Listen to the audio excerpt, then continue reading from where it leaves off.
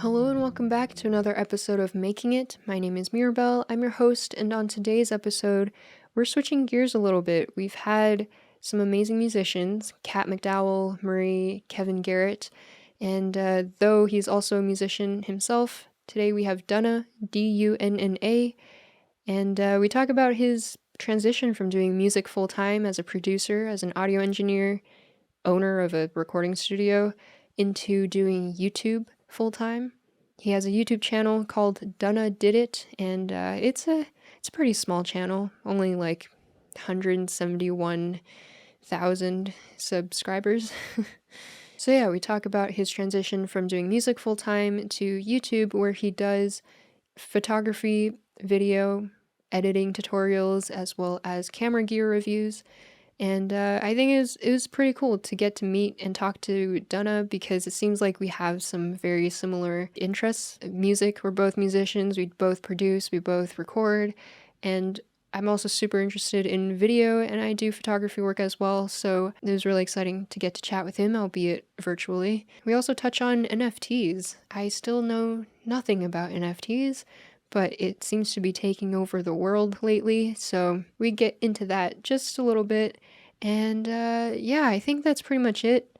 Dunna is a fellow Canadian, fellow Albertan, and I feel like that is the most important point to make. But yeah, anyway, I'll leave all of Dunna's socials in the description. And yeah, you should go subscribe to his YouTube channel if you're into video and photography, or cats. He has an adorable cat named Cubert. And yeah, you can leave a comment on his newest video and say that I sent you from making it. That could be fun.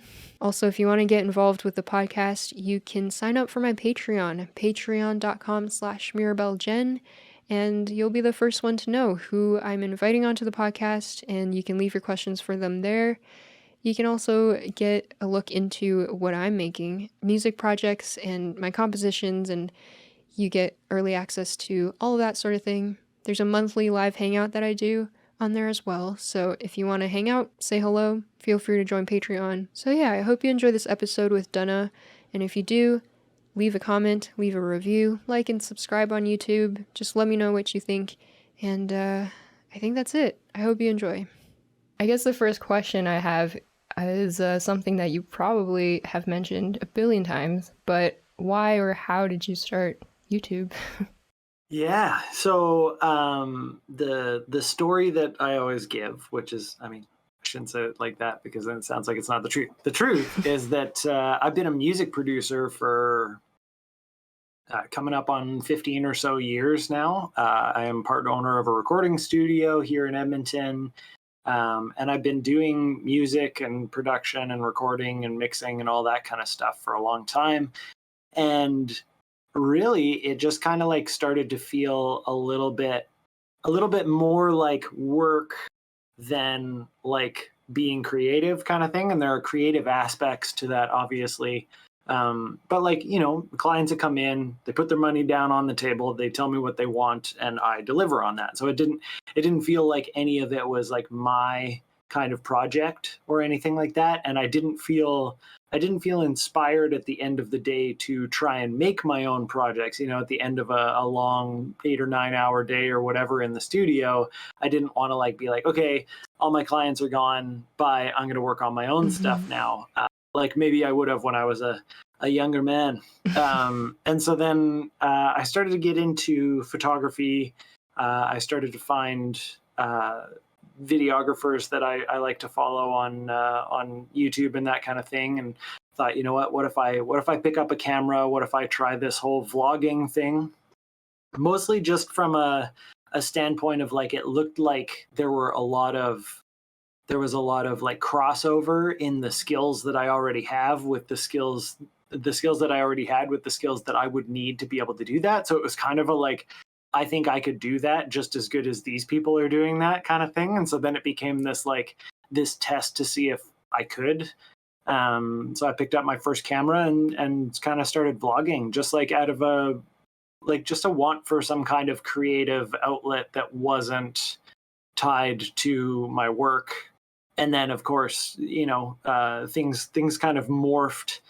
For anyone that doesn't know my channel, it's now primarily about cameras, photography, videography, gear reviews and tutorials and that kind of stuff. It's fairly educational, whereas it started out as this kind of like lifestyle vlogging type thing where I would just like, we go to IKEA and like my wife and I were buying a couch and I would film that, and like that was the whole video, you know. So it did kind of morph from this lifestyle thing into a more educational kind of thing, which I'm totally happy about. And then also I ended up turning it into my full-time work now, which has been really interesting. And it does feel different than kind of what I was talking about before with the whole like answering to clients thing, because I really don't have that now. Whatever video I feel like making, I make, and if somebody wants to be a sponsor on that video, great, and if they don't, I'll just make it anyway, you know. Like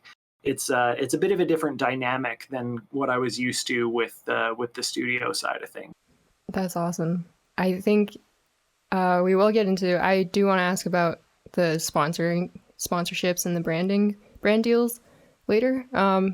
But yeah, do you think that like the tutorial space, the gear reviews, do you think that space is now kind of getting oversaturated or anything? Not really. I think there will be a kind of a constant turnaround, and I think that there's a lot of room for more people and stuff. I think that like the realistic look at it is that nobody goes and watches one review and makes their decision based on that. True. Or I should say very few people do it that way. Like I think there are a couple of people out there that maybe like will go watch what MKBHD says about the tech and then just buy whatever he, you know, if it seems like he's into it, then like buy it kind of thing. But I think for the most part, people are looking for a variety of opinions, and they're deciding based on what they think of you as a reviewer, whether they should take you seriously or not, and that kind of thing. And so I think that there's lots of space for lots of people in that space, and it's a cool space to be in too, because it's not really like a competition because of that exact same thing. Like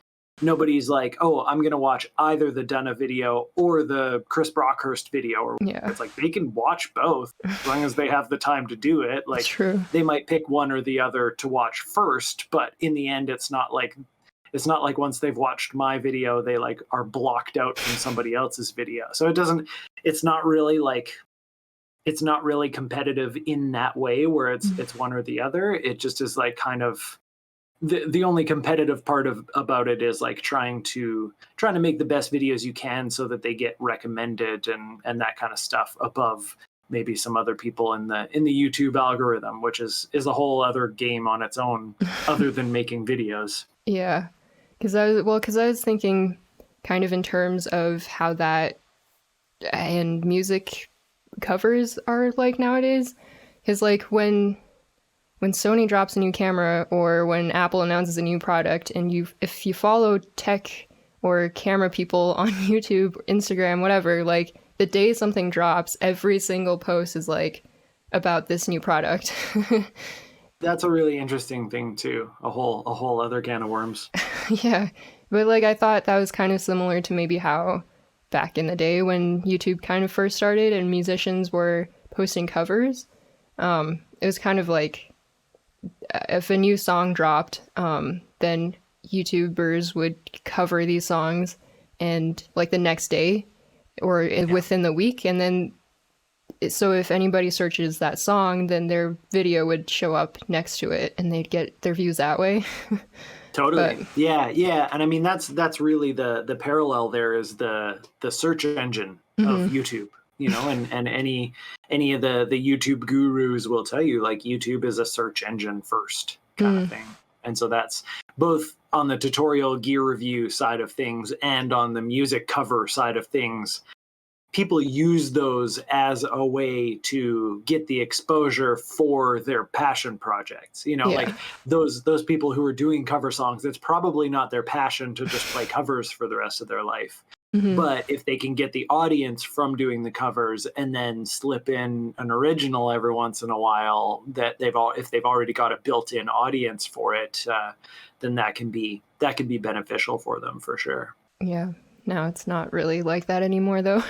Oh no, I haven't been in the music world for a while, but I remember Yeah. back in the day, I had one client who wanted to do. He managed to get like a leaked copy of, it was this like Casey Veggies song, and he was convinced like it was gonna blow up, and so he was like he wanted me to do a remake of the beat. So I fully reproduced, like from scratch, from the ground up, reproduced this whole beat so that he could do his cover or whatever you want to call, like he, in the rap world you write your own lyrics for it, so it's not necessarily a cover, but he wanted to do it on that beat. And so I put out this beat as just like an instrumental, literally like 15 minutes after the actual song got released. Oh, wow. And that was, I put it out on YouTube, and for a while there, this was before I really like started doing videos on my channel, and it was like my most viewed video for quite a while, and kind of blew up in terms of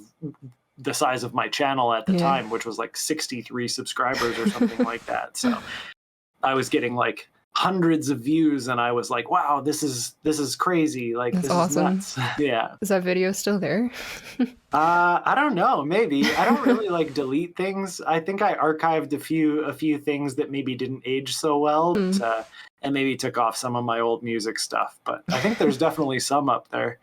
There's like awesome. a Nick Jonas cover that I did way back in the day and shot all on iPhones. You could do like an iPhone comparison video.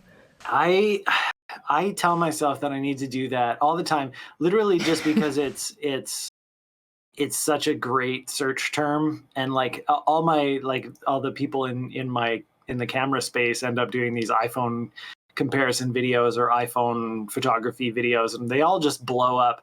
But I don't actually do it, so it feels like lying. Like the only photos that I take on my phone are generally like of my cat, little selfies of me and my wife or something like that. And so then like I don't actually like doing like iPhone photography, and so it feels a little bit weird to go do that. It is really cool, and when I do try and do it, it's like it's super powerful, and the cameras are amazing now, but it's I struggle with that one all the time, because I'm like, this is a good idea, and then I'm like, but I can't do it. I feel I have so many of those moments of like people make, I mean, again, like more in the music world, but people are making TikTok videos of like remixing sound effects and then making it into a song sort of thing. I'm like, I could do that. I kind of want to do that, and I just don't do that. I've never done it. I see some of those too. I follow somebody that did a series of like bird sounds or something like that. People would suggest these birds, different types of birds, and she would just go Google these bird sounds and then sample them and turn them into these crazy beats. It's pretty cool.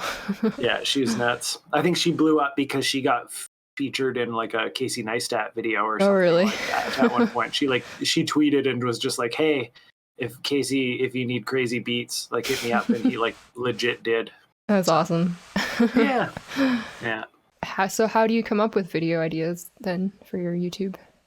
Honestly, I mean, nowadays with the built-in audience, nowadays it becomes reasonably obvious, because they'll be asking for things, but also it's just kind of like whatever I'm into at the time, or like again, nowadays, like there are companies that reach out to me and say, hey, we have this new product, do you want to check it out? Like, we'll send you one, or we'll loan you one, or whatever it happens to be.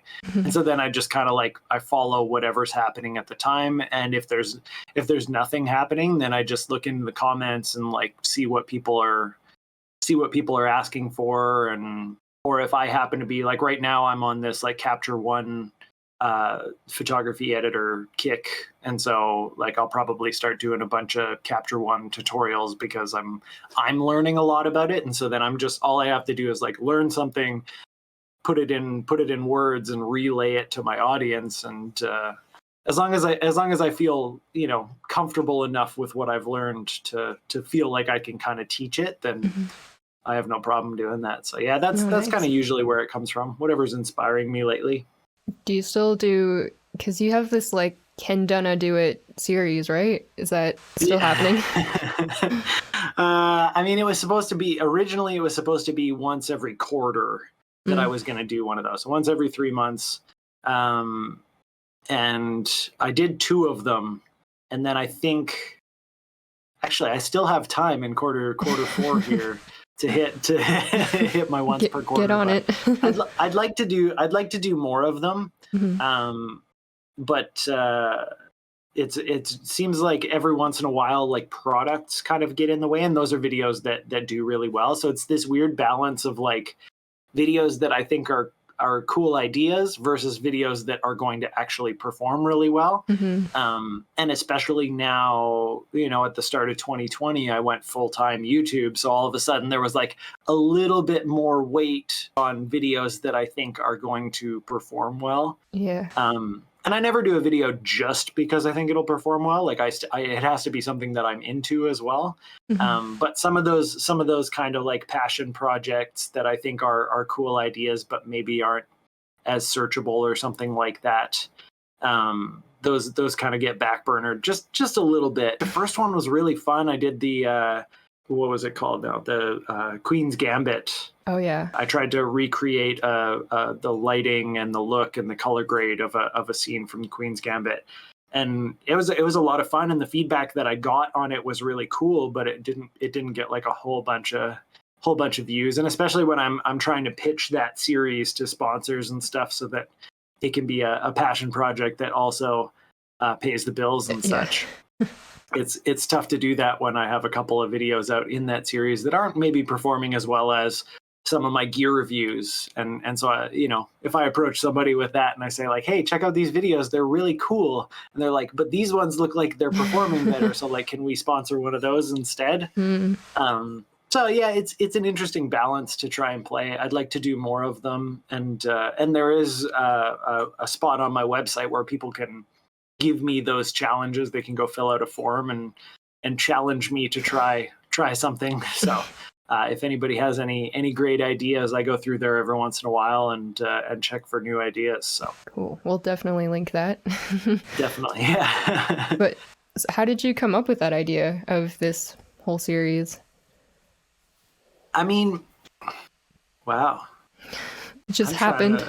Yeah, I think it did. I think it was just something where thinking about how my channel started, and I was talking earlier about me just saying like, I bet you I could do that as good as XYZ YouTuber can do that kind of thing.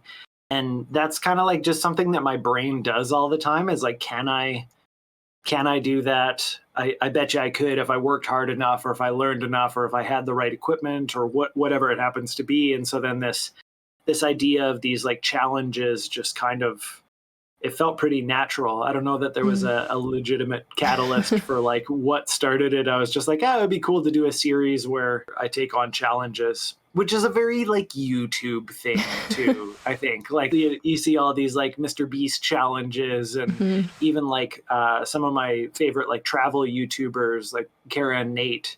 It's like they constantly seem to be turning their travels into challenges. Like they're not just going to Wyoming, they're going to Wyoming to compete in some kind of marathon or something like that. Like it should be great for the algorithm, because you're constantly waiting for the entirety of the video to find out if the person can accomplish what they set out to accomplish at the start. But maybe I just haven't figured out how to nail that one yet, or I just need to do more of them, and I'm sure it would go okay. It seems like a good idea for like for video ideas and stuff. Yeah, and I think too, one thing that I've noticed on my channel is that when I deviate from what people are used to, it takes time for things to catch on. So if I'm doing a bunch of gear reviews and tutorials and that kind of stuff, and all of a sudden I do something that's kind of a different format, it doesn't always grab right away. But like if I go forward with it and do like 10 videos of that style, so people get used to it, and then like we'll come back or go from number 10 and start to look through for other ones of that same thing, then it might kind of catch on. It's tough to know, but I think that's part of it too, is being kind of consistent with it. Yeah, because like John Hill, he's got his own John Hill YouTube channel, and then Progress Daily has been like the more skateboarding, and then John Hill he's transitioning into more like art stuff, the drawing stuff, and then his cartoons and stuff. Yeah, it's pretty cool. Yeah. But he recently switched. He decided to switch the content on the channels, I think, and he's been saying that like his channels have been dead for a little bit. Like this transition period, it's gonna take a little bit for things to start rolling again. Yeah, I think that's true. I think he's switched it up a couple of times throughout the history. I haven't watched a lot of John Hill lately, but I used to watch a lot of his skateboard stuff back in the day. And awesome. It's he's done some switches and he's always playing with new styles and that kind of stuff. And just whatever, it seems like whatever he's interested in at the time, which is a great way to do YouTube, I think. Yeah. Would you say that you're a pretty self-motivated person then? Yeah, I think so. Yeah, I'm self-motivated, but I'm also easily distracted, I guess.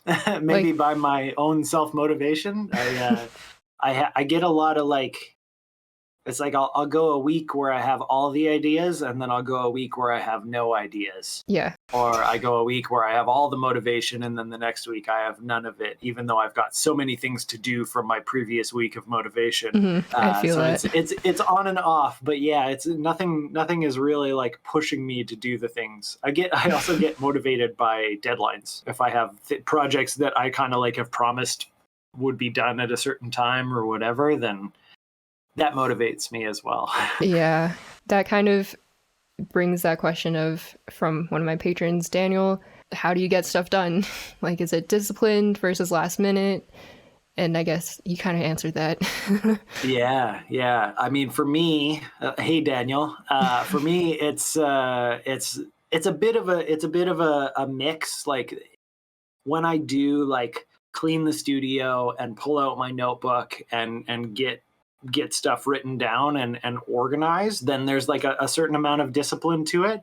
But I would say a good 60% of the time, it's this crazy last minute, I need to have something up for Monday. That's like something that I promised myself a long time ago that I would try and do this weekly thing and really stick to it. So there's like the self-discipline of making that promise and like kind of and being structured enough to stick to it, but there's also like the panic mode of being motivated by the deadline itself. So it's if you can be someone who gets it done via structure, which I know that there are people out there like that, I highly recommend going that way because it'll be a lot easier on your mental and physical health.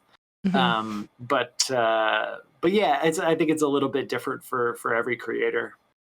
Yeah, I've tried being consistent with some YouTube music video sort of things, and like the longest I could go is maybe a month or two of like weekly, putting stuff out weekly. And so I think I've just been like trying to explore different ways of posting, of trying to keep things consistent-ish and like trying to gain some sort of traction with that.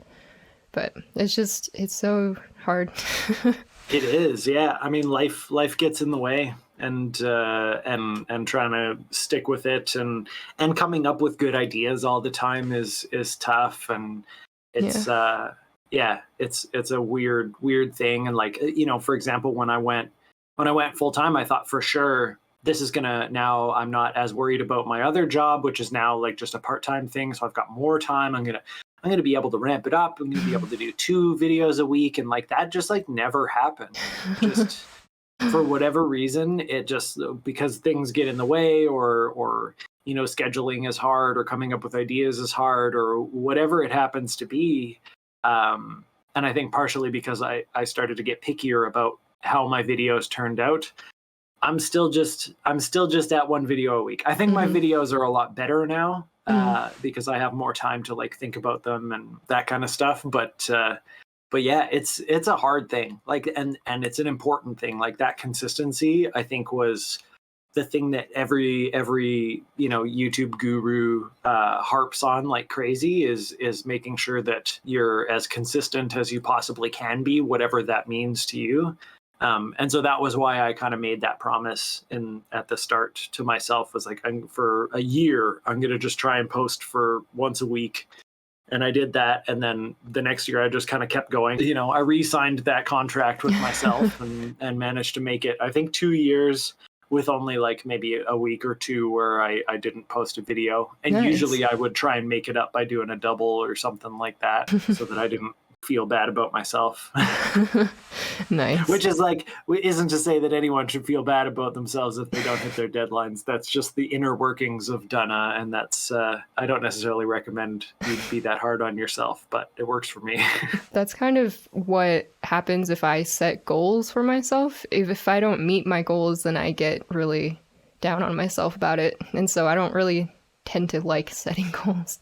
Yeah, that's a tricky balance to play, and that can weigh on anybody a lot. And I think that mental health and that kind of stuff is something that is being talked about a lot more now, but like is still probably not talked about enough. Mm-hmm. And the hustle culture is dangerous too. But yeah, you gotta get those 8 hours of sleep in. Yeah, I wish, man. 8 hours sounds great. My cat doesn't let me do that. So your cat's, was it Cubert? Is that his name? He's Cubert. Yeah, he's literally sleeping like oh my a goodness, foot from me right now. I've got a couple of sound blankets that I'm not using anymore, and I folded them up on the floor, and he just took them over as a bed. So amazing. He's having a snooze. So if you hear cat snores in the background, that's why. That's so cute. Yeah. Is it correct that you're a fan of Pomplamoose, Jack Conte? Yeah, absolutely. Yeah, I was just thinking that with the consistency thing, because he flies down or drives down, whatever, to LA once a month, and they film and record, arrange 4 songs in one session so that they can post consistently. And I think that's crazy.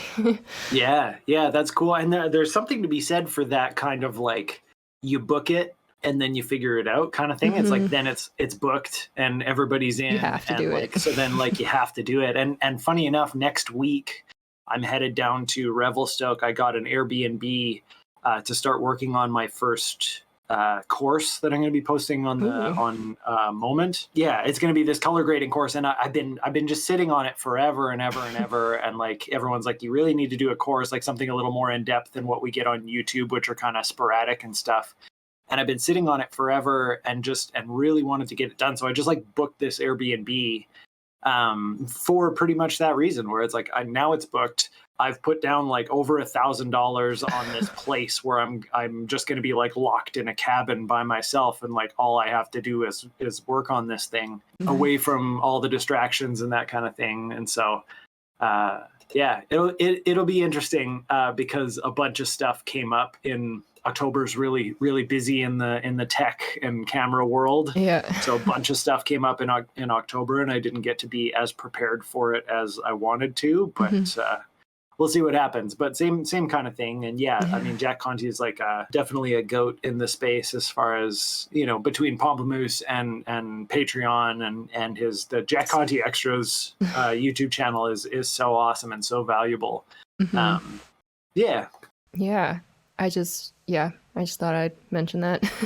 Yeah, no, you were spot on too. That's it's definitely a big influence in the way that I approach things. Is a lot of his advice and stuff. And I mean, Pomplamoose, I was a fan of Pomplamoose kind of before I thought of YouTube in the way that I currently do.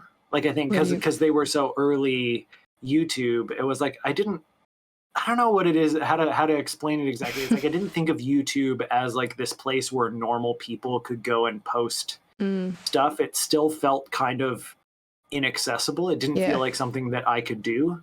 And I remember coming across like their cover of, it was like a Stevie Wonder track or something like that.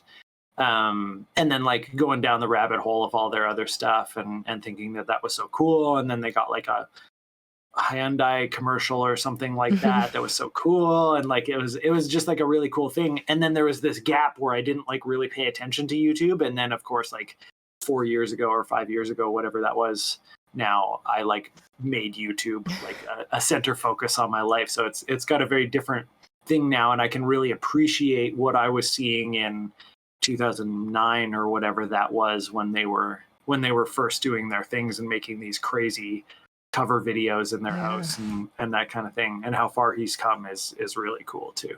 Yeah, I think that era of YouTube is really, I guess that's sort of when it just started, but I think that era of YouTube is everybody kind of turns back and like we really love that era.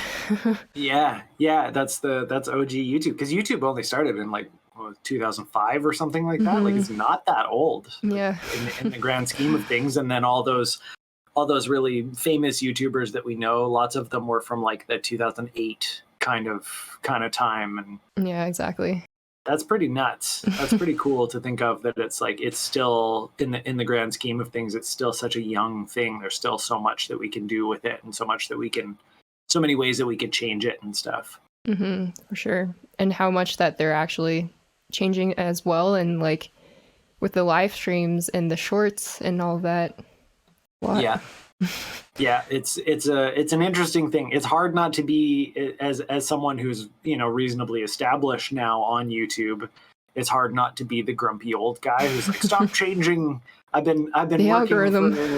I've been working for 4 years to try and build this in a certain way, and then they're like, well, now YouTube Shorts are going to be more important.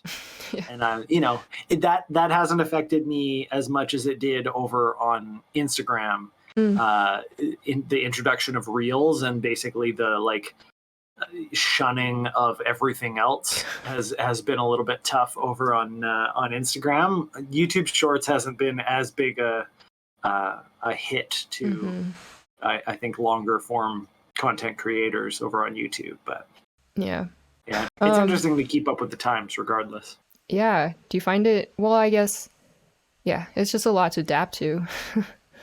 Yeah. And you have to kind of decide too. I think that's one thing that I've been doing a lot of lately, is like, okay, on Instagram, they say like Instagram is no longer a photo sharing app, that whole quote from the CEO or whatever. And we're going to be focusing more on Reels and video and that kind of stuff. And so then you have to decide, like, for me, like Instagram was where I shared my photography. That was literally the point of it. I didn't post any videos on there before like 3 months ago. And so then you have to decide, do I want to adapt and start to make these reels, and like, do I want to follow trends and that kind of thing? Or do I pivot to another platform, or do I just keep doing what I was doing always over there and hope that, it doesn't die because of that? And it's interesting. And there are some times where I think you just have to kind of cut your losses, and like, I don't really want to do TikTok dances or whatever over on Instagram Reels, and I don't want to just like follow the trends. Like, I'm happy to like try and incorporate some of the things, like use some of the like trending music or something like that, but I'm going to try and kind of bend it to what I do, because I'm more interested in finding platforms that work for what my content is than trying to make my content work for platforms, I guess. And there's a balance there too. Like, yeah, that's a really good way of putting that. It's a tough thing to do, and it does dabble a little bit in that category of what I was talking about before with my music and music production and stuff. Is like, I'm constantly making music for my clients. Whatever they want, they come in and I make the song that they asked for and that kind of thing. And so it's like, am I doing the same thing if I start making Instagram Reels, or if I start just making videos that I think will please the YouTube algorithm or whatever it happens to be? Is like, am I just catering to a different type of client at that point?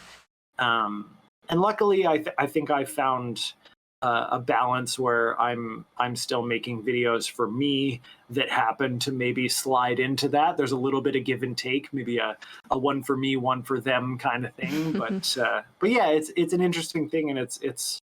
I always joke with my wife that I call it the YouTube game, where I'm playing the algorithm, and I'm playing the subscriber counts and the views and the monetization and all that. I'm playing it like a game and constantly analyzing and trying to figure out how I can find a way to still make me happy while being successful at what I'm trying to do, kind of thing. Yeah, and I guess calling it a game makes it a little bit easier and not so much like you don't really get too stuck in the numbers and the analytics.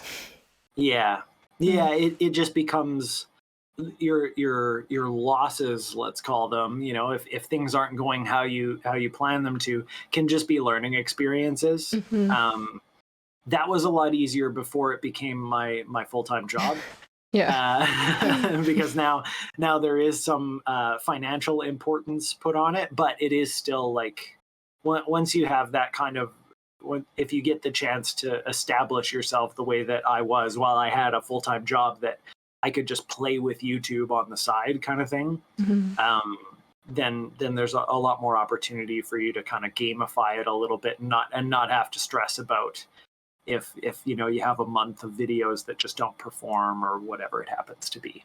Yeah. Do you think that you would, if YouTube ever became kind of what happened with the music production stuff, do you think you might switch back into like YouTube more part-time and then going back into music production as your job?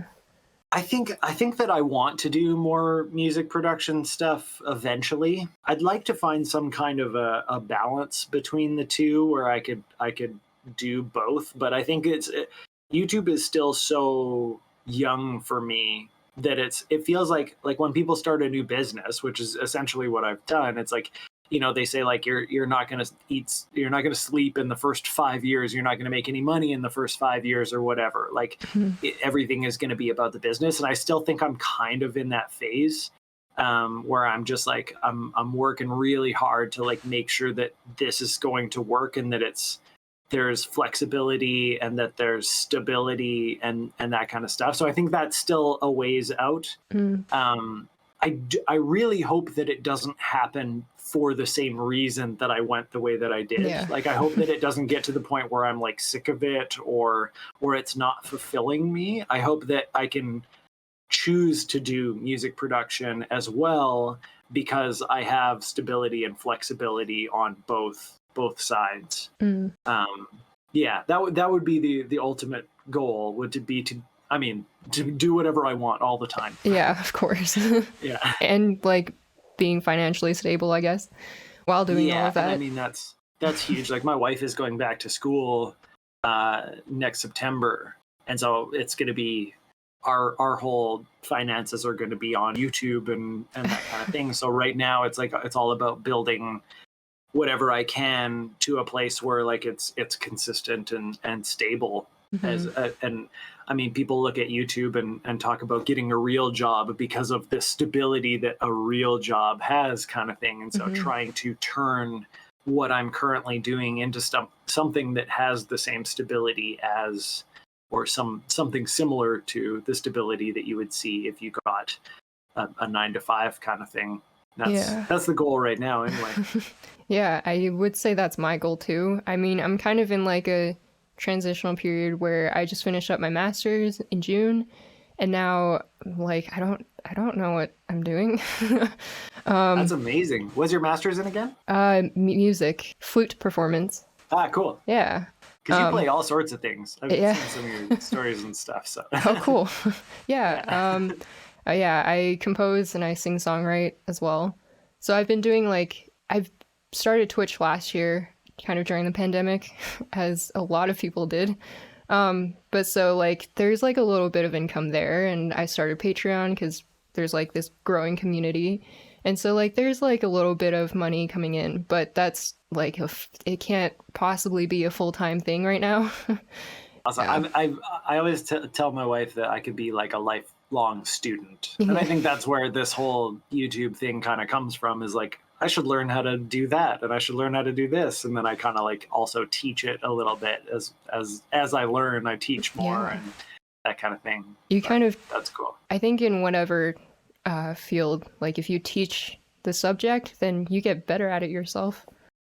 So I think. much. When I went to recording school, the first year it's a 1 year program, 1 year diploma, and it's like 11 months long, and you're a student that year, and then every year they hire three students Ooh. from three of kind of the top students from the previous year to come back as like teachers assistants. They call them interns, but essentially they're teaching all the like practical lab time and stuff.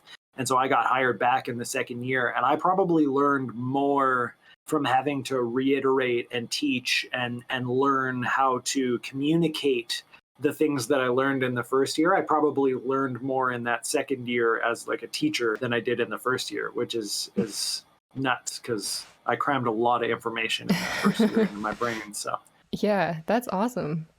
Congrats. Thank you. That was a long time ago. That was like 2007. Sweet. Yeah, not to age myself or anything like that, but Yeah. I guess like, so monetizing your channel, did you start reaching out to brands first, or did they kind of come to you? yeah, for the most part, they kind of came to me. I was lucky in that as my channel was growing, I got reached out to by a company called Space Station that was started by Sean Duras, Oh yeah.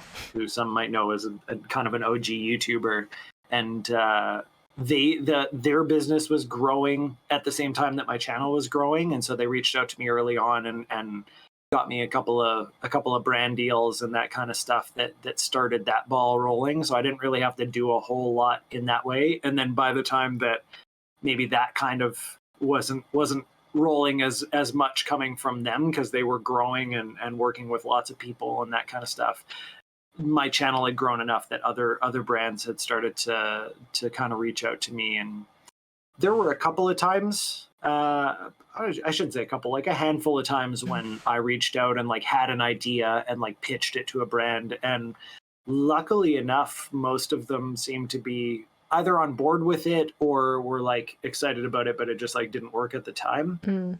But like my success rate for that was reasonably good. Sweet. So I highly recommend that if you are somebody who has ideas and stuff like that, like there's very little harm in reaching out as long as you're not being annoying about it. Find who you need to talk to at whatever company and reach out and know your value. Have that kind of decided ahead of time so that you can say what you need to say. But yeah, that's it's mostly people reaching out to me. I put my email and my YouTube description and stuff like that. So Nice. Lots of brands come that way, and lots of them are they don't work. I have a shortcut set up on my keyboard. When I type NTY, it gives my no thank you. Oh. It just like expands itself into like this really nice little message that says like, hey, like thanks for reaching out. I'm not interested at this time, kind of thing. Because there are a lot of like just ones that don't make sense, and lots of ones that like they obviously didn't actually look at my channel because they want me to like sell beauty products or something like that, and I'm just like, you didn't actually look into this, did you? You just saw the subscriber number. And Yeah. that was about it. The clout. Yeah, exactly. And then I mean, from a monetization standpoint, sponsorships are part of it. For my channel, affiliate links are a big part of it as well, because I talk about so much gear, and I try not to be like selly. I try not to be like a salesperson kind of thing, but part of what I do is reviewing gear, and sometimes I get excited about, how good stuff is. And so I think that people have come to kind of trust my opinion, and they like the way that I approach testing the gear and that kind of stuff. And so they use my affiliate links, and I get the kickback on that. And then there's YouTube monetization, which is a small but steady part of it, especially once you have a big catalog. Like I have something like 250, 270 videos or something on my channel now. And when you have that and the old videos are still getting views, you're still getting, there's a little bit of that kind of like residual coming in every month. Even if I take a couple of weeks off, it's like my old videos are still kind of working for me. Yeah. And so there's like the passive income from that. So those are the kind of three main categories for my channel anyway. Sweet. What kind of what's words? Words are unimportant. We don't need them. We don't need them. Yeah. Not for a podcast anyway. Yeah, no. But I'm just kind of curious into like specifically what sponsorships might look like or brand deals might look like. Yeah. Yeah, I mean, like, so generally the process for that, a brand will shoot me an email, or if I decide to pitch something to them, um, someone from the marketing department of a brand will reach out and basically say, "Hey, we've got this campaign coming up. We want to see if we can link up and do some kind of a collaboration on a sponsored video." For me, there are kind of two different types. There's a dedicated video, which means basically the entire video is like centered around whatever that thing is. So, for example, let's say Capture One, so the photo editing software that I use. So then it might be a Capture One tutorial where I'm basically going to be talking about it the whole time. If I do dedicated videos personally, I try not to make them like a big commercial. I try to make them like informational, so that it's maybe a tutorial or something like that. Or something where I kind of like am using that product the whole time. And then the other type is like a mid-roll ad kind of thing, where basically somewhere in the middle of the video, or maybe at the start of the video or whatever, things kind of pause and I do my 60 to 90 second spiel on whatever thing they're promoting at the time, and then I go back to the video. And if I can integrate it into the theme of the, if the product makes sense into the theme of the video, great. If it doesn't, that's okay too. Like, I mean, we've all seen the Squarespace ads and BetterHelp ads and those kinds of things where, like, what is Squarespace? What is this? I am not even going to answer that, because then it'll become an ad. Let me tell you, you need a website. No. That would have been a great segue if I have a Squarespace. We need to hit them up before this goes live. I'll do the spot right now, and you can cut it out if it doesn't. No. But yeah, I mean, we've all seen that, and like that's okay too. And I tell brands straight up that, like, if you want me to, if Squarespace, I've done some stuff with Squarespace before, and it's like I'm not making a video about making websites, but websites are valuable to my audience. Like having a good hosting service and that kind of stuff is valuable. So I just tell them straight up, it's like, it's going to be like a cut where I say like, hey, I'm going to take a second and talk about the sponsor of this video. And that's just like, that feels more honest to me than trying to like try and figure out like how to make it like a segue or something like that. Yeah. And I've tried all sorts of things. Like if you go through some of my older sponsored videos and stuff like that, I've definitely tried to do the like segue thing where you can barely tell that it's a sponsored thing, but that I think eventually I kind of got over that and started to realize that it felt a little bit not genuine or something like that. So, and it'll change over time and that kind of stuff. But yeah, so I mean, they reach out. I give them my rates for those kinds of different projects, which changes every once in a while depending on what's up on my channel and my channel growth and that kind of stuff. And basically, they say yes or no. We sign contracts. I make the video, and then anytime that there's a sponsored video, they have the ability to kind of review it before it goes up, make sure that there's nothing in there that doesn't line up with their brand. So there's like an approval process, which I need to get better at, making sure that I get them done earlier so that there's time between when I was hoping to post it and when I send it in for the approval process kind of thing. Some companies are really quick about it, and some, if they don't work on the weekends or something, and I happen to post on Monday mornings, which I do, then it becomes tough if I put in the approval video Friday night or something like that. Yeah. But yeah, so I send it over for approval. Generally, I don't let them like change anything structurally about the video, or they definitely don't get to have any say on like my opinions or anything like that. But if like I give misinformation about their product or something like that, that would be, or if there was like something important that they wanted me to mention, like if some of them, like if there's like a contest or something that they're putting on and I forgot to say the deadline, I can go back in and add some text where there's like, it shows the deadline, or, those kinds of little things. So they'll ask for specific things, or For example, a funny one that happened kind of early on with Autel, who makes drones. Mhm. They sent me out their Autel Evo, which is an awesome drone, and had me do a sponsored video about it. And it was the first time I had ever flown a drone, and that was what I pitched to them for it. I was like, this will be cool. I'll get to show off kind of some of the functions and features. And in the initial video, I showed a scene where I was trying to take off for the very first time and I didn't know what I was doing. And the drone just like flipped over on its back and like didn't take off properly. And I really clearly in the video said like, this was my fault. Like this wasn't the fault of the drone. Nothing's wrong with the drone. Like I didn't put it on even ground, and it was like the one blade hit the ground, and so it flew over, whatever. Like totally my fault, not the fault of the drone. And they asked me kindly, very nicely, to maybe remove that part because they didn't want people to get the wrong idea that like their drone was causing a problem, kind of thing. Yeah. So, little things like that where you work with the companies, and like I probably could have gotten away with saying like, no, like that was part of the process. Like, I'd like to leave that in. I think it's funny. It was like a good part of the video, that kind of thing. But in the end, I don't think it was an unreasonable request. And I totally understand where they were coming from in that, like, even no matter how much I disclaimer things like that, people still will decide that it was a problem with the drone, and they'll be like, this is garbage, and they'll leave bad comments and that kind of stuff. So ended up taking that out. And just like you work with these companies and try and find a place where kind of everybody's happy if at all possible. Sweet. Yeah. It's a lot of back and forth, I guess. It's a little bit more complex than it seems. Yeah.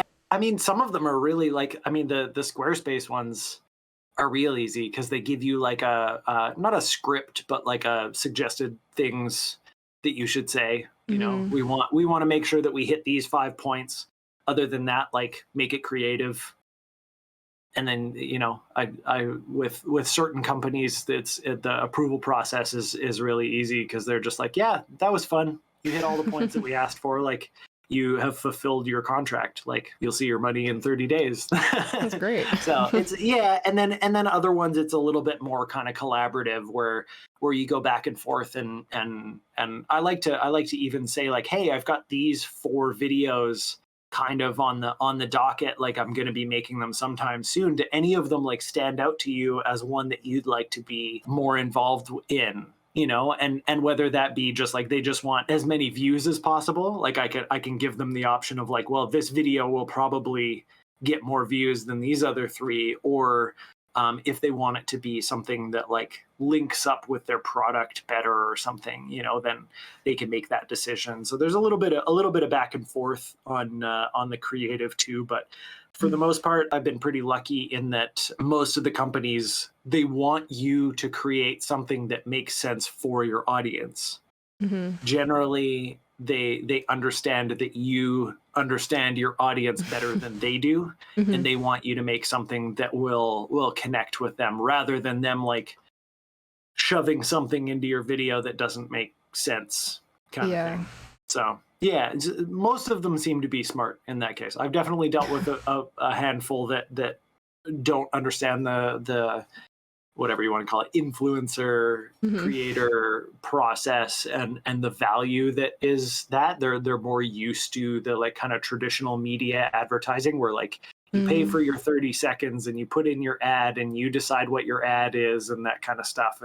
And they don't understand necessarily that what they're buying isn't necessarily just time. It's also the expertise of the creator and the connection between the creator and their audience. It's really interesting and fascinating as you dive into it and all the little nuances of it that are so new to so many people and to so many companies too. The one thing that I can say from my experience on YouTube and Instagram and sponsored posts and stuff like that is that you have to be willing to just like make it for a long time, like make the videos or do the posts for a long time until the sponsored thing like just starts to kind of happen almost. I mean, for me, like that's what it was like. And it didn't take it took a long time, but it didn't take as long as I thought it was going to. Like, I think Mm, I had 10,000 subscribers or something when I got my first sponsored video, which was like with Storyblocks, I believe. mm. I feel like your channel grew pretty fast. There were a couple of like boom phases. Yeah. Yeah. Yeah. Where it was like at the first 2 years were really slow. Mm, And then there was a boom from like 1,000 to 10,000. And then it like slowed down a little bit. And then from like 15,000 to 50,000 was a huge boom. And like it kind of does this like it's a constant up, but there are phases where it's steeper than other times. yeah, that's cool. That's interesting to see, I think. Yeah, and I really don't know what if it's just like certain videos taking off that makes that happen because Mm, obviously like you have one video that starts to get a lot of views and if a certain percentage of people who are watching that video are going to subscribe, if there are more views, you're going to get more subscribers, but I don't know exactly what makes those hikes happen. yeah. I haven't gotten that nerdy about my numbers and stuff. I mostly just try and make the best videos I can and hope that it works. Yeah, I think that's a good way to go about it. Yeah, I make videos that I would watch. Yeah. Is really like the bottom line is like I want to I pretend like I'm my own audience and I just make the stuff that I would want to see. Mm, And that seems to be working for me so far. yeah. A lot of people talk about going into creative industries in like some people think that they pursue these careers because they want the fame or because they want the numbers. But I think the people who are successful in these fields are the ones who do it for themselves because then Yeah. what they put out is actually genuine and it connects with people. I think. Yeah, and I think that there are two kind of extremes for that too. The people who are really genuine and just do it because they think it's fun, and then they end up being successful because people latch onto that. Mhm. And then I think there are people who like go into it with like a business, like fully business mindset, and they're making videos like as if they were like a TV studio and they're trying to monetize it that way and they understand the time that it takes and that kind of thing. I think it where it gets really tricky is where people try and do the middle Yeah. where they're like I want to do this because like I like doing it but also I'm going to try and like be a little bit business minded and that Mhm. kind of thing and I think that is where people kind of struggle like there are plenty of channels out there who like went into started a YouTube channel specifically for the like maybe not for like the fame or the growth or whatever but they like I said they treated it like a business and that can work like Mhm. if you're willing to actually do it invest the money the time everything that you would as if you were starting a brick and mortar store or something like that that can work too. I think that's fewer and further between than Mm. just like people who like had a passion about something and started a channel and like people latched onto it.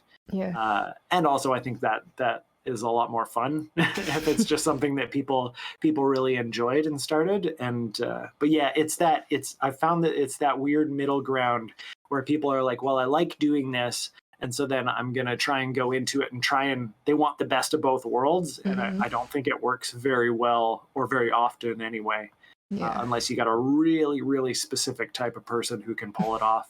I think though, like if you're too much of the side where you're just making it just for you, just for fun, without any worry about the business model, then like sometimes that might not work either. If you're Yeah, too like in your own world sort of thing. yeah, But no, I totally agree with that as well. Yeah, it's got to be somewhere in the back of your mind mhm. anyway. I always when I was first starting, I always kind of told people it's like I'm not like oblivious to the business side of things, and I'm seeing the opportunities that this is raising, and I'm not like going to let anything slip by if I think it's a good opportunity for me. Mhm. But like that's not my main focus to start with, kind of thing. Now it's become more of a focus for reasons that we've already kind of covered here. But yeah, it's like when I was first starting, it was just like it was my creative outlet. It was what I Mhm. was doing for fun. And then eventually I got obsessed with camera stuff and couldn't stop myself from talking about it all the time. And so I started making videos about that. Yeah, that's awesome. Do you ever get burnt out from posting? Oh yeah, Yeah. all the time. Yeah, How do it's you and I think the like last minute deadline driven thing is what burns me out too. Yeah, it's a funny thing to try and balance and to kind of keep in check, but like trying to recognize it and taking a break, you know, like even that thing that I said I booked to do my first course or whatever, I'm feeling very unprepared for what I was planning for that trip. Mm. And even like a little bit, I wouldn't say burnt out, but like definitely on the edge of that lately. Just things have been really busy and kind of hectic. And so now that trip is starting to look like it might actually just be like a wind down, go hang out in the mountains for 4 days or whatever, and Love like that. just yeah, like maybe catch up on some things, but like not add anything extra to the plate kind of thing. So I think trying to have a little bit of like knowing yourself and knowing when you're coming up on that burnout and seeing the signs, Mhm. and then doing something about it, whatever that happens to be for that individual, whether that means relax a little bit more, or whether that means like buckle down and check some things off the to-do list so you don't feel so overwhelmed, like, or email some people and tell them that you have to back out. Like sometimes that just happens. Like, but I think knowing yourself and understanding what you need is kind of step one. I wish there was a blanket statement that I could tell everybody that like this is what works for everyone. Yeah, right. That's not how humans work. Unfortunately. Yeah. Sometimes, unfortunately. Yeah. Yeah, it's nice that we're all unique, but it would be nice if there was a user manual that kind of worked for everybody. Do these steps, follow these steps, and life will be great. It'll be grand. Yeah, exactly. Yeah. Everything's perfect. Exactly. Yeah. Yeah. Do you want to touch on NFTs a little bit? You sent me that one that you made. Yeah, this is all very new to me, and it was kind of inspired by what I was talking about earlier about, you know, Instagram not really being a photo platform anymore for me. So for anyone that doesn't know, an NFT is a non-fungible token, and basically it's like I like to think of it kind of like as a certificate of authenticity to prove that you're the owner of a piece of art. Or it could be anything. There's endless possibilities, but in the case of what I'm doing with it, it's a photo or a video or something that then whoever bought it would own that specific token, non-fungible token. And all non-fungible means is that it can't be like replaced. Like it's a unique, one of a kind type of thing. Whereas like fungible is like if you have like for the Americans out there, a dollar bill, it doesn't matter which dollar bill you have, they all kind of have the same value. You don't really care. Whereas like if you own a non-fungible token, you own that thing specifically, and it's not, you could trade it for other things of value, but nothing else is exactly like that thing. So for my photos, it's very similar to like selling an original piece of art or selling a print or something along those lines. And so what I've done is I tried to kind of create something unique with it. There are lots of photographers getting into the NFT space and what they call minting their pieces and then selling their photography. And I wanted to do something that was a little bit unique. So I mixed my music and my photography together. And what I did was took some of my favorite photos and wrote music and created like sound effect ambient soundscapes to go along with the photos. And so the idea would be that you would be looking at this photo and listen to the music and kind of be transported into the feeling that I intended or that I had when I was taking that photo or in that area or whatever it happens to be. It would just be kind of like transporting you into this scene. And I've so far I've minted 2 of them. The first one that I sent you earlier called Exhale. It's beautiful, by the way. Which is just like, thank you. Yeah. And so it's like this mountain scene with a lake in the front, and it's just like this kind of take a breath, relaxing, like nobody's around. You can hear the birds chirping in the water in the song as well, and it's like a nice soft kind of piano piece with some strings in it. And it really does, like if you just sit and you kind of the way that I had to do it is basically make it a video where it's like the still photo, and then you can hear the music in the background, so it's like a couple of minutes long. And that one's just like a nice relaxing one. And then the next one that I did was called Mountain Move, and it's this scene again with mountains. I really like mountains. Well, we're in Alberta, so Yeah, exactly. And then there's this train track that kind of goes off into the distance, and so the music that I did is like this kind of like indie rock kind of thing that feels like energetic and exciting, like you're going to go on an adventure. And I used train sound effects in it in time with the music, and the drums kind of sound like the chicka chicka chicka chicka chicka of a train and stuff. So it's this cool. this kind of like melding of like essentially everything you would need to make a cinematic video, but like just of like this photo.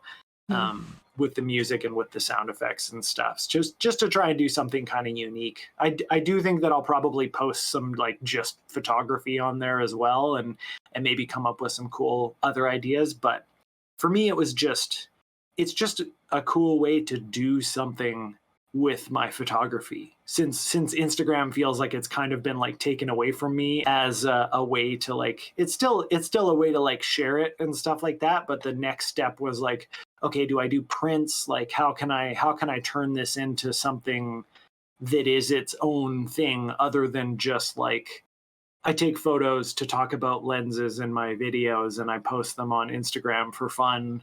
Like how can I turn this into its own thing? And that was when kind of NFTs got introduced to me.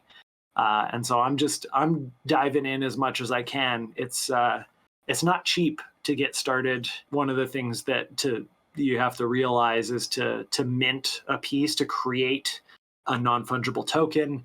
You pay these, like, they're called gas fees, and they can get quite expensive. Like each of mine, I think I paid a couple $100 each to create this token that lives.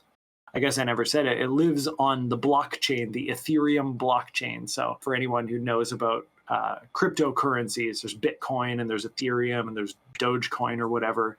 Most NFTs nowadays live in the space of Ethereum. So you have to buy some Ethereum coin or what. I don't even know how to describe it well, but you have to buy some of that so you can do the minting process, and ideally so that you can support other artists and stuff like that, and add to your collection. And hopefully I can sell some pieces soon so that I can afford to start to buy some other people's pieces, and it becomes this kind of thing where everybody owns each other's collectibles. And that'd be cool. Yeah, it's an interesting thing, and it's a cool community. It lives a lot on Discord and Twitter. There are like tons of different Discord servers specifically for like different NFT projects and that kind of stuff. And then Twitter is just like where everybody in the NFT space seems to live and share, and Twitter Spaces are huge for that. And yeah, it's really cool. And for anybody that hasn't like looked into it, it's worth like doing a quick Google search or a YouTube search for like, what the heck is an NFT?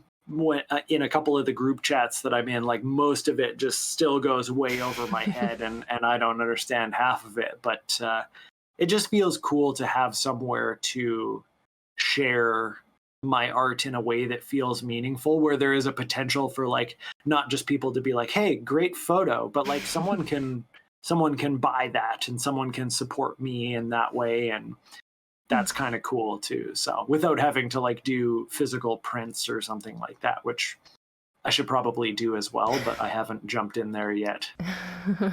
Yeah. And music NFTs are huge too. Like they're becoming more and more of a thing, and you can add utility. I think, was it Kings of Leon or something that did like huge music NFTs that if you bought the NFT, you got access to like front row seats to all of their concerts for life or something like that. And like these kind of like VIP tokens that you can essentially, you can resell them too, but they get you these utilities like concert tickets or whatever, access to certain things, or you get to be in like certain clubs. And yeah, it's really interesting. Yeah, that's a whole other world that I have not really delved into yet. Yeah, But and I think I just like stuck my big toe in basically at this point. So everything for anyone listening, everything you just heard was like just really just the tip of the iceberg. Yeah, it's wild. I think the Instagram not being a photo sharing platform anymore is a little bit ironic with the trends going on right now of photo dumps. This has Yeah, nothing to do with like Instagram being like for influencers or anything, but just like for everybody. There's so yeah, many photo dumps being a thing now where people yeah, just yeah.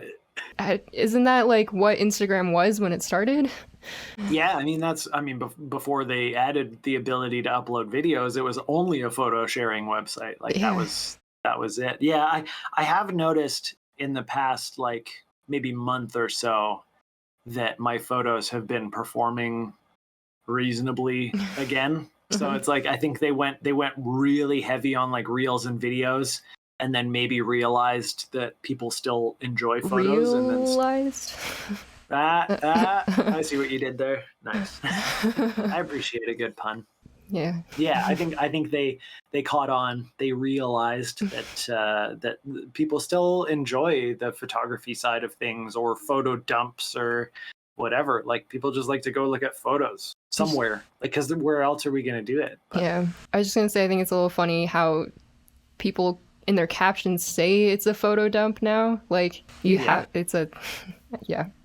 it's important to let everybody know that it's a photo dump for some reason. Like we didn't get that when we're scrolling through your photo dump. Yeah, yeah. It's funny how it came full circle like that. I just wanted to touch on a little bit about like networking Hmm. because it seems like all of the camera people, filmmakers, photographers, it's like you guys all know each other.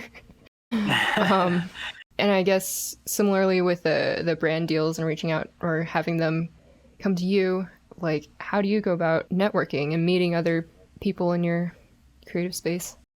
Yeah.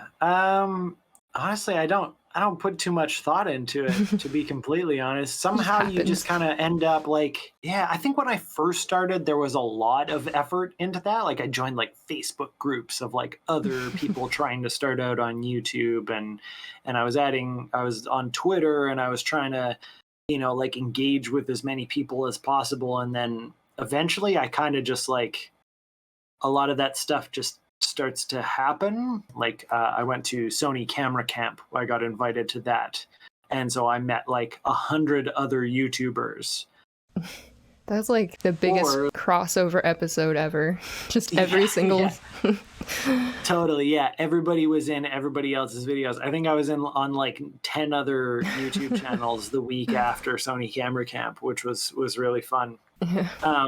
But yeah, like and or like because like I said before, I make videos that I think I would like to watch.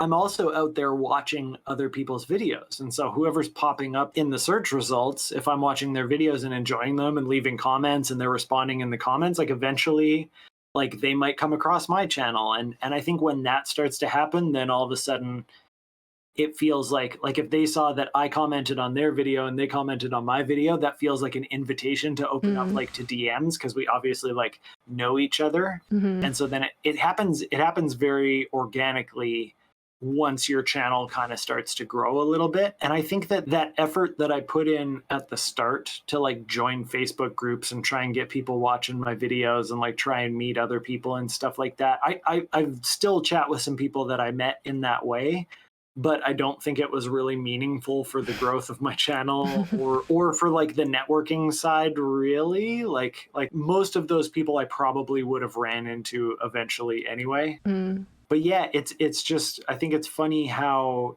you can be kind of like connected organically to people who have the same interests and are doing the same thing as you. It almost feels like when you're going to school somewhere and you're Yeah. just like everyone's around you already anyway, you're going to end up being friends with those people. Those are going to be the people that you end up spending your time with. Like some of my closest friends now are my YouTube friends. Like, like I text with Becky from Becky and Chris all the time. Like she's just one of my closest friends now. And like most of my friends don't live in the same city as me anymore Hmm. because I exist in the YouTube universe and on the internet, Yeah. which is so strange. But I think that like events can be really helpful for people that are like actively trying to network and stuff. Some of those kind of like video creators conferences and stuff like that. I've heard people talking about those as great ways to network with people, and seen some people with some pretty huge channel growth and like collaborations and stuff after those kinds of events. Mm.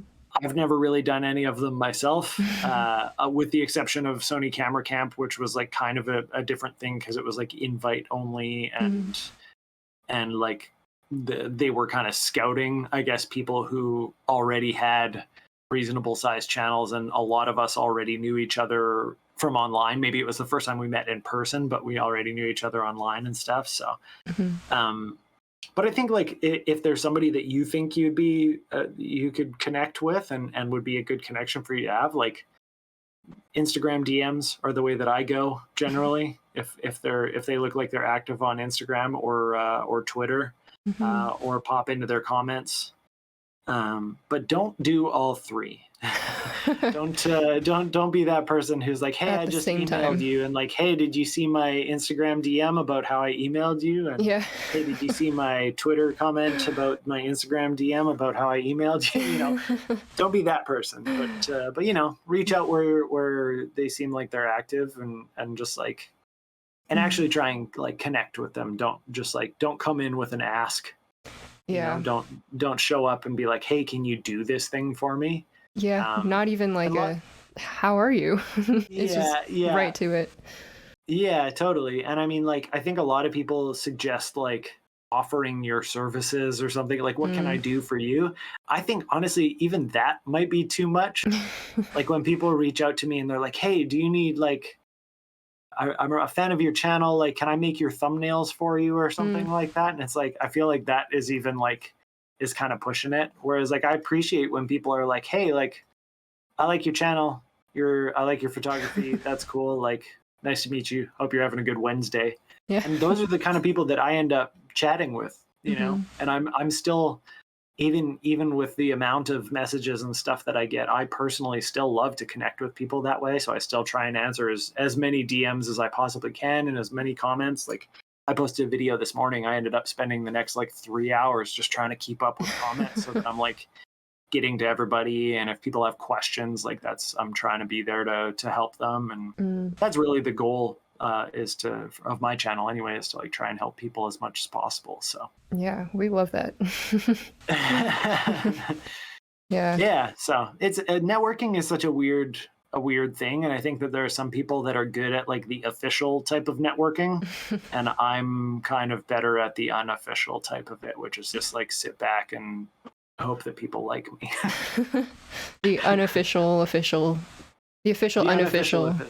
I think, yeah. I can't. We'll figure out what the official title of it is. The unofficial official title of it is. Yeah.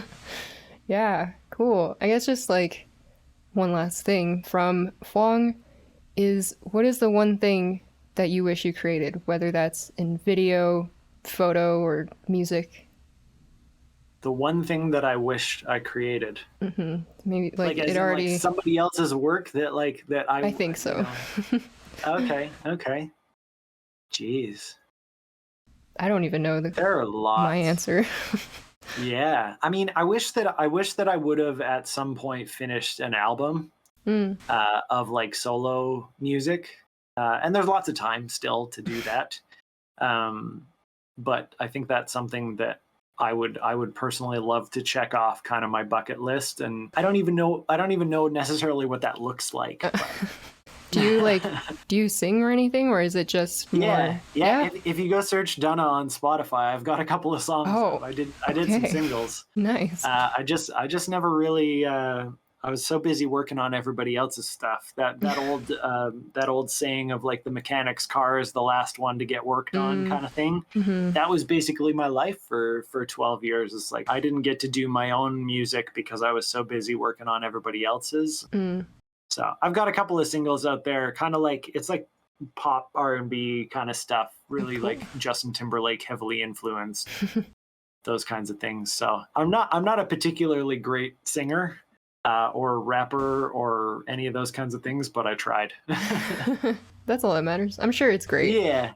And I think the fun part of it for me is that I did everything. So it was like the production was Oh, all yes. me, and the singing was all me, and everything, every instrument was played by me, and all that kind of stuff. So I think Yeah. that was what made it fun when I Yeah. was doing it more. That's what I'm doing with my music right now. Like, I'm making all the aspects of it, and it's definitely, that's really rewarding.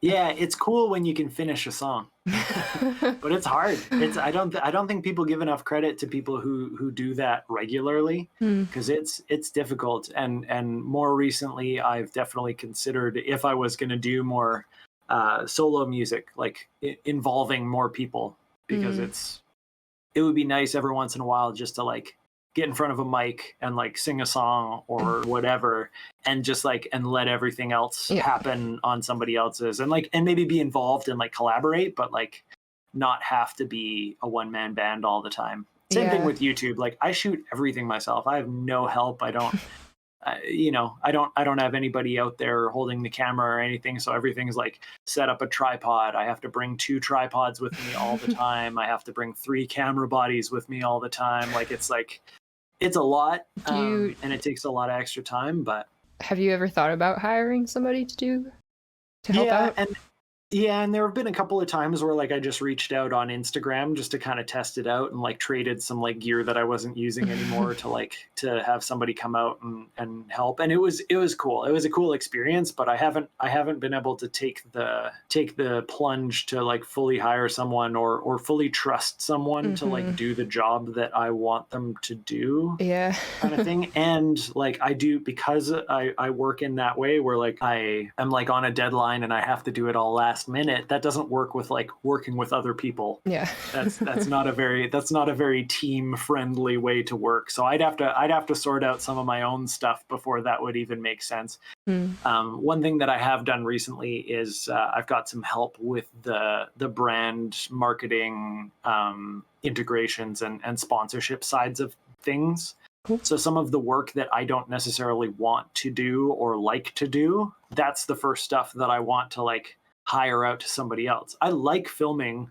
I like editing. I like all that stuff. Like everybody talks about like hiring an editor. I don't want to hire an editor because that's one of my favorite parts of the process. And that's one of the parts of the process that I think makes my videos feel like me. And so what I do want to do is hire somebody or have, in this case, like have somebody help me out with answering my emails and corresponding with brands when I'm busy making videos, kind of thing. So it's eventually I think I'll need a bit more of a team, but for now I'm doing pretty much everything myself. Yeah, if you ever need any more help, I am down. There you go. Yeah.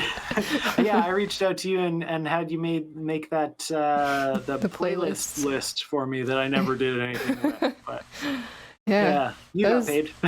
Yeah, thanks.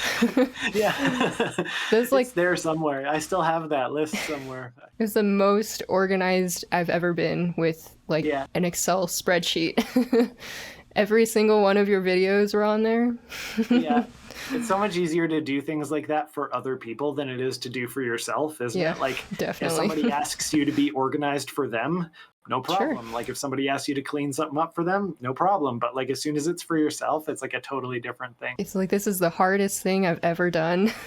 Yeah, exactly. I don't know what that is. That's that was a whole long tangent of we never answered. Did we answer that? I said I wanted to make an album. Okay, Other artists have made albums and I haven't. So I've made lots of albums for other people. Right. You know, one of the most recent ones was I got nominated for a Juno a couple of years ago for a children's album that I co-produced and co-wrote and stuff like that. And we just released another one that it was a lot of fun to work on, and was really heavily. So that's probably the closest that I've come to releasing like a solo album. Yeah.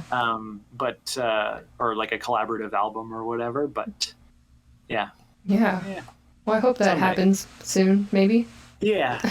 It'll happen eventually. Like I said, there's Eventually. lots of time. The nice thing about music is that there's no like age limit to when you can do it. So as long as I don't like True. accidentally like break all my fingers or something like that, Oof. Yeah. yeah, yeah, I can do it. Yeah. Just like one more thing. Like Resonate Studios, is that like, did you start that, or is that like something that you Yeah. joined? Oh yeah. No, Okay. I'm one of the founders of Resonate. Yeah, so it's myself, my wife, and our business partner that started Resonate. Awesome. I met my business partner Mike when I was running another studio in St. Albert, and he was taking lessons from me, like Okay. recording lessons, and eventually we became friends and decided later on after a couple of years there decided that starting a music school with a recording studio in it that I could run the recording studio would be a cool idea. And Hmm. my wife has a lot of management experience and is also a musician and was going to musical theater school at the time. And so she came on as the manager of the school. So the three of us built the thing from the ground up. Nice. I think Yeah. that's like a really smart move of merging the lessons and the recording studio, because Yeah, it was really cool. I don't know of any other place that does that. No, I had never heard of. I think there maybe are a couple now that have a little bit of that kind of merging going on, but it was a really cool thing. And even from a music student standpoint, it was something that was really unique in that you got every 3 months you get a free hour of studio time to like Ooh, if you're working on Mary Had a Little Lamb, you get to come in and record it and hear what you sound like in a real studio. And like it's a part of the process that's a really important part of the process. Recording your music as you learn is it's something so that different. eventually, you're probably going to do, but most musicians don't get the opportunity to. Hmm. um it's like you play a bunch of music, you practice a bunch, you do a bunch of concerts, and then like maybe later in life like you'll get the opportunity to go into a recording studio. But like we're talking about taking like 5-year-olds into a professional recording studio and them getting to record whatever they're working on and get to see what that process looks like and get used to that. So Mm. hopefully we made some cool recording artists later in life for the ones who stick with it. And Yeah, they've got more experience than I think most people do as they definitely. go through their musical career. Yeah, all of my stuff is recorded home in like right here in this little studio. But like that, I think I've kind of, because I started recording a lot more since the pandemic, and I've like been trying to figure out how to be more creative and stuff. And so like recording and playing with other people and all that is so different. It's like a whole other art form. Yeah. Yeah, Yeah. it's pretty wild. And yeah, like even just like the difference between like doing your own layering and stuff like that, and then like having to communicate with other people in the studio, even if you're not like playing with them at the same time. Mm, It's such a different thing to try and get across your ideas to them. Like if it's your song and you, let's say, hire a drummer, trying to get across your ideas to that drummer and like have it actually come out the way that you yeah. thought it would is such a talent. I mean, that's what a producer does. They're Hmm. like a translator between an artist and musicians kind of thing, or between the artist and the recording engineer. Yeah. And that's why I end up producing a lot of my own stuff instead of hiring people, is because I know I play enough instruments and I know what I want, so I just do it myself. Yeah. But It's so much you get easier. tired. Yeah, I mean it's easier in one way and harder in the other because Yeah. you're so tired from playing every instrument and from having to wear all those hats. Yeah. I sent my latest track to a friend to get it mastered. It's definitely different from everything I've ever put out. Yeah. Been Were they mixing interesting. it or just mastering it? Did this thing that he said is called stem mastering. Okay, yeah. So, yeah. So, Yeah. like, still a little bit of mixing. Yeah. For the most part, I mixed it, produced it, and then sent it off. Very exciting. I think we're seeing a lot more of that nowadays, with lots of people doing like kind of more at home work, like stem Hmm. mastering, or like even like shared mixing. You get it to where you think it's like mixed, and then like a mix engineer kind of takes it the last 20% of the way or something like that. Like somebody with a Yeah. little more experience or whatever. Yeah, Yeah. I get a lot of stems that are half mixed Really? now, kind of thing. Yeah, like where like if they had like a specific delay or a reverb or something that they like, they'll leave it on there. Whereas like back in the day, like if you sent stuff to a mix engineer, like it was dry. Yeah. And if you wanted a reverb on that track, you told them you wanted a reverb on that track, and then like they would kind of take it from there and use their expertise. But nowadays, there's like people get really specific with the sounds that they want, and we see a lot more of that where I'll even get people to send me mixed and dry stems, and if I feel like that reverb that they used was a cool effect, I'll leave that one in there, and if I want to use that as a reference and then add my own reverb because I think I have one that like fits the track better or something like that, then it's cool. That it can be such a collaborative thing between the artist and the or the producer and the mix engineer nowadays. Yeah, it's a lot. The internet. Oh, the internet. Yeah. Thanks to the internet, we could have this chat, though. Absolutely. Yeah. Once I figured out my technical difficulties. It happens. Yeah. I'm going to blame Focusrite on this one. Yeah. Yeah, I would say that's fair. This video is sponsored by Focusrite. If only. Which I didn't end up using. Yeah, me neither. I've got mine sitting right there. Yeah. Thanks so much for coming on. Of course, yeah. Thanks for asking me. Thanks for having me. And where can people find you? Yeah, I'm pretty much Dunna Did It everywhere. DUNNADIDIT. Instagram, Twitter, YouTube, and DunnaDidIt.com. And if they want to check out my NFTs, I'm on Foundation. That's foundation.com, I think. Foundation.app /Dunna Did It. I'll have to figure what that is, and you can put it in a description or something. Yeah, for sure. Yeah. Cool. But yeah, Dunna Did It everywhere. Sweet.